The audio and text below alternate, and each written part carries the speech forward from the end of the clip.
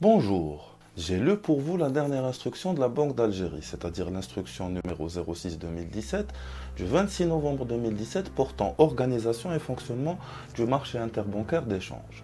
Cette instruction entrera en vigueur le 2 janvier 2017. Quel impact sur les importateurs et les exportateurs algériens? Comment les nouveaux mécanismes prévus par cette instruction vont changer le monde des affaires? Comment fonctionnent ces nouveaux instruments de change et à quoi servent-ils? Dans cette vidéo, je vous en fais le compte rendu. Je suis Amin Benralabi et je suis formateur. Bon visionnage!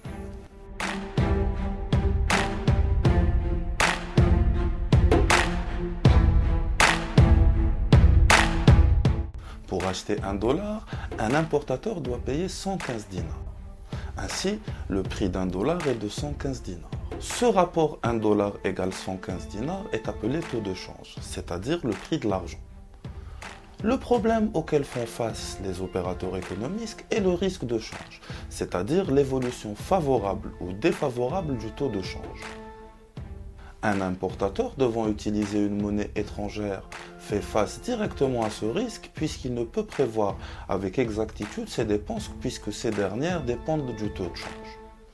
De même, un exportateur devant être payé en monnaie étrangère fera face au même risque puisqu'il ne peut prévoir avec exactitude ses recettes futures puisque ces dernières dépendent directement de ce taux de change. Ainsi, cette nouvelle instruction de la Banque d'Algérie a pour objectif de mettre en place un marché interbancaire de change pouvant permettre aux opérateurs économiques de mieux maîtriser le risque de change par les mécanismes de couverture.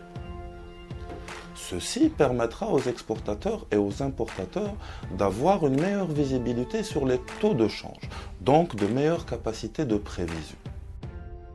Selon l'article 4 de l'instruction, le marché interbancaire d'échange est un marché non localisé, où sont traitées les opérations de change, c'est-à-dire des opérations de troc de monnaie entre les différents établissements bancaires agréés.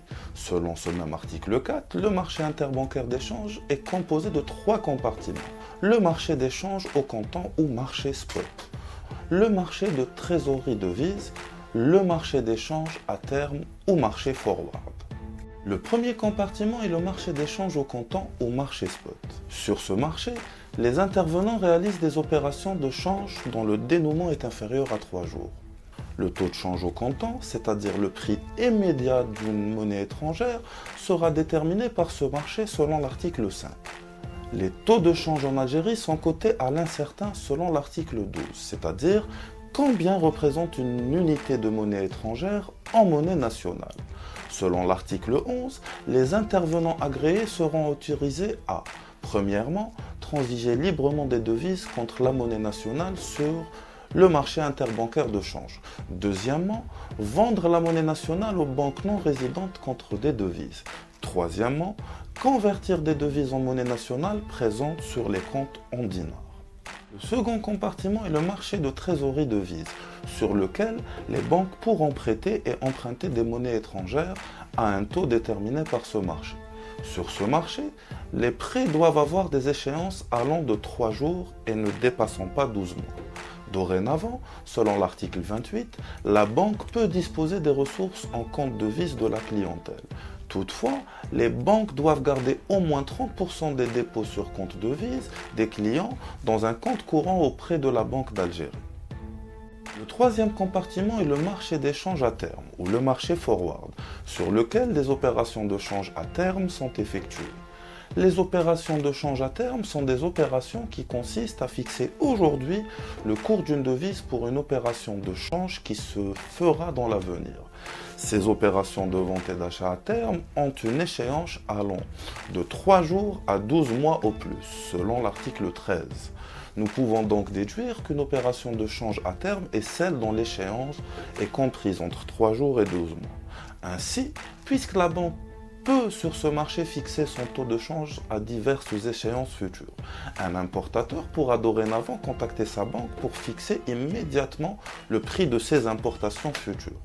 Pour mieux comprendre le change à terme, je vous invite à regarder ma vidéo consacrée à cet effet. Enfin, l'instruction prévoit un autre instrument de couverture contre le risque de change, à savoir les opérations d'achat au comptant de devises livrables à terme, ou ce qu'on appelle communément en langage financier un swap de change, un swap cambiste ou un FX swap en anglais. Cet instrument consiste à une opération d'achat de devises au comptant contre la vente de la même devise à terme.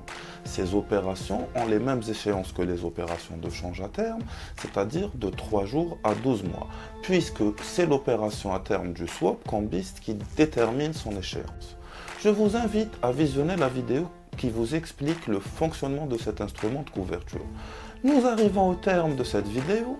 J'espère que j'ai pu répondre à vos interrogations. Si vous avez aimé cette vidéo, merci de liker, de commenter et de partager. Portez-vous bien et à la prochaine.